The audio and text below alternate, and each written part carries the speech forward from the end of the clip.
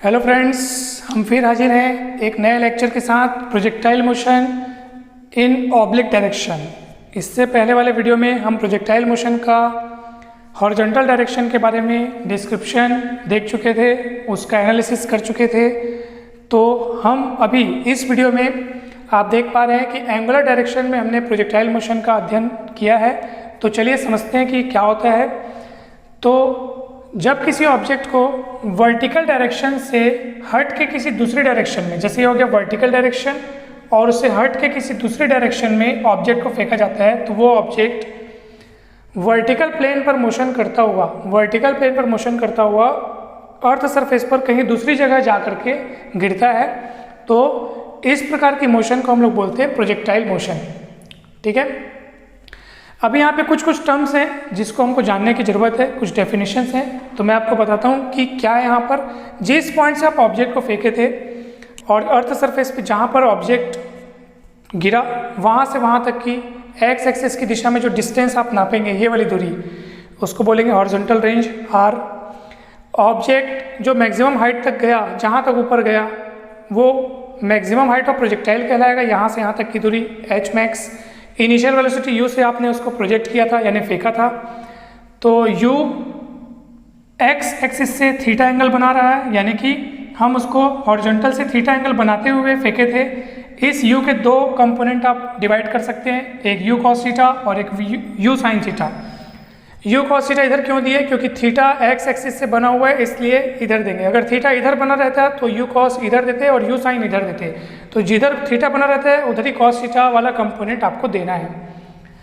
मान लीजिए t second बाद ऑब्जेक्ट यहाँ तक पहुँचता है पॉइंट P में, उसके कोऑर्डिनेट्स हैं x y। वहाँ पर भी आप इसके वेलोसिटी के दो कंपोनेंट प्राप्त कर सकते हैं, vx और vy। इसकी पूरी यात्रा के दौरान आप इसकी वेलोसिटी के दो कंपोनेंट u cos थीटा और u sin थीटा डिवाइड कर सकते हैं। साथ ही साथ पीक पॉइंट पर इसकी ऊपर की दिशा की तरफ, यानी कि वर्टिकल डायरेक्शन में वेलोसिटी जीरो हो जाएगी। क्यों? क्योंकि वहाँ पर वो ऊपर जाना बंद कर चुका है। हमेशा के लिए ऊपर तो नहीं चला जाएगा ऑब्जेक्ट जब आप फेंकोगे तो वहाँ पर वो और ऊपर नहीं जा रहा है, लेकिन आगे तो बढ़ रहा है। इधर तो बढ़ ही रहा है, इधर बढ़ रहा है लेकिन ऊपर नहीं जा रहा है, इसलिए वी वाई जीरो हो जाएगा। यानी कि वाई एक्सिस की डायरेक्शन में वेलोसिटी जीरो हो जाएगी, लेकिन एक्स एक्सिस की तरफ अभी भी उसके पास वेलोसिटी है। इसलिए वो ऑब्जेक्ट नीचे जा करके जहाँ पे वो टकराएगा ज़मीन से, वहाँ पर भी उसकी वेलोसिटी के दो कंपोनेंट आप तैयार कर सकते हो। अब यहाँ पर दो बातें जाननी है कि पहली बात तो पूरी यात्रा के दौरान उसका हॉरिजॉन्टल कंपोनेंट फिक्स रहेगा, कांस्टेंट रहेगा, केवल वर्टिकल कंपोनेंट चेंज होगा। दूसरी बात, जब कभी भी मैं एक्स एक्सिस की डायरेक्शन में वेलोसिटी की बात करूंगा तो u cos थीटा लूँगा, यहाँ पे लिख चुका हूँ मैं। और जब कभी भी मैं y एक्सिस की डायरेक्शन में वेलोसिटी की बात करूंगा तो मैं लूँगा u sin थीटा। आप देख पा रहे हैं डायग्राम में भी, आप देख पा रहे हैं u sin theta y axis की डायरेक्शन में वेलोसिटी और u cos theta x axis के डायरेक्शन में वेलोसिटी। आइए अब बात करते हैं एक्सेलरेशन की, क्योंकि बॉडी की पूरी मोशन जो है, पूरी यात्रा जो है, वो उसका रोल पूरा वर्टिकल प्लेन में है। वर्टिकल प्लेन में है, इसका मतलब ये है कि वो पूरी तरीके से ग्रेविटी के इन्फ्लुएंस में मोशन कर रहा है, यानी गुरुत्व के प्रभाव में मोशन कर रहा है। इसलिए y एक्सिस में एक्सेलरेशन को मैं माइनस जी लिखूंगा। माइनस क्यों? क्योंकि अर्थ का जो ग्रेविटेशनल फील्ड है, ग्रेविटी है, वो वर्टिकल डाउनवर्ड्स है। लेकिन आप ऑब्जेक्ट को कैसे फेंक रहे हैं? ऊपर की तरफ फेंक रहे हैं, तो डिस्प्लेसमेंट ऊपर की तरफ हो रहा है, लेकिन ग्रेविटी तो नीचे की तरफ है। अपोजिट डायरेक्शन होने के नाते यहाँ पे माइनस जी लिया गया है। Acceleration in X axis zero लेना है, क्योंकि एक्स एक्सिस में तो ग्रेविटी का कोई मतलब ही नहीं है। ग्रेविटी का इफेक्ट तो एक्स एक्सिस में पड़ता ही नहीं है, वो तो वर्टिकल अपवर्ड या डाउनवर्ड में पड़ता है। इसलिए एक्सेलरेशन इन एक्स एक्सिस को आपको जीरो लेना है। तो चलिए अब बात करते हैं motions in X axis and Y axis. बारी बारी से हम दोनों एक्सिस के लिए बात करेंगे। चलिए, in direction of x axis second equation of motion लगाइए। What is the second equation of motion? S is equals to u t plus half a t square. इसको हम अप्लाई करेंगे एक्स एक्सिस के लिए। तो एक्स एक्सिस की दिशा में जो डिस्प्लेसमेंट है, यानी डिस्टेंस है, उसको मैं x लिख देता हूँ, क्योंकि x एक्सिस की बात चल रही है तो s को मैं x लिख देता हूँ। s क्या है? डिस्प्लेसमेंट। तो डिस्प्लेसमेंट x हो गया। u एक्स एक्सिस की दिशा में वेलोसिटी को मेरे को क्या लेना है, यू कॉस थीटा। पहले ही बताया कि जब जब एक्स एक्सिस की बात आएगी वेलोसिटी को आपको यू कॉस थीटा ही लेना है। तो यू के स्थान पर U cos theta, T as it is हो गया half a acceleration, X axis में एक्सेलरेशन कितना लेना है 0, तो ए के स्थान पर 0 और ये टी स्क्वायर, ये पूरा टर्म 0 हो जाएगा और यहाँ से आप इसको ट्रांसफर कर दीजिए तो टी की वैल्यू निकल जाएगी x upon U cos theta. Equation number 1 दे दिए। अब आते हैं वाई एक्सिस की डायरेक्शन में, तो आप देख पा रहे हैं फिर से अपन सेकंड इक्वेशन ऑफ मोशन लगाएंगे। तो ये एस का डिस्प्लेसमेंट आप देख पा रहे हैं कि यहाँ पे पॉइंट पी के कोऑर्डिनेट्स एक्स वाई हैं, यानी कि ये वाली दूरी हो जाएगी एक्स, एक्स एक्सिस की दिशा में दूरी x जिसको अपन यहाँ निकाल चुके हैं, और y एक्सिस की दिशा में जो दूरी है यानी डिस्प्लेसमेंट है वो हो जाएगा y। तो y एक्सिस के लिए अप्लाई करेंगे s को y लिख देंगे, u वेलोसिटी है। आप देख पा रहे हैं कि यहाँ पे वेलोसिटी को y एक्सिस के लिए कितना लिखा जाना चाहिए, u साइन थीटा।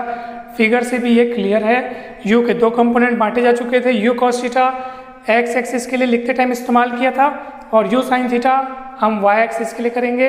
तो y एक्सिस में u को u साइन थीटा लिखेंगे। t की वैल्यू इक्वेशन नंबर 1 से x upon U cos theta यहाँ रख देंगे, half as it is, a के स्थान पर minus G, acceleration minus G लिखना है, ठीक है। अगर ऊपर से नीचे की तरफ का एक्सेलरेशन g है तो सीधी सी बात है कि नीचे से ऊपर की तरफ का एक्सेलरेशन माइनस जी होगा। बहुत ही सरल बात है, अभी थोड़ी देर पहले आपको बताया था।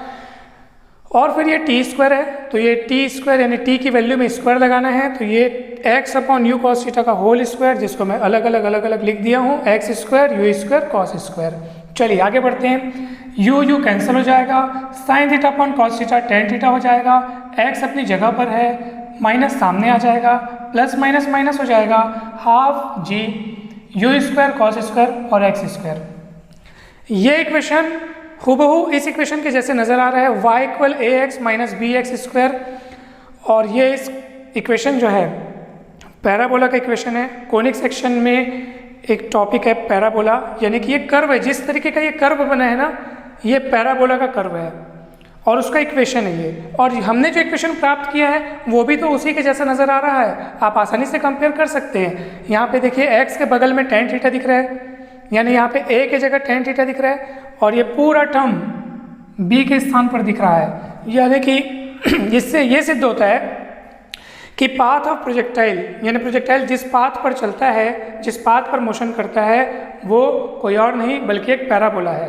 तो इस तरीके से ये क्वेश्चन बहुत इंपॉर्टेंट है। ऐसा पूछा जाता है कि proof that path of trajectory या trajectory of projectile, path of projectile is always parabolic. ठीक है, 2 तरीके का क्वेश्चन आता है, trajectory of projectile is always parabolic या path of projectile is always parabolic. तो ये क्वेश्चन काफ़ी इंपॉर्टेंट है, कहीं भी डाउट हो तो आप कमेंट सेक्शन में पूछ सकते हैं।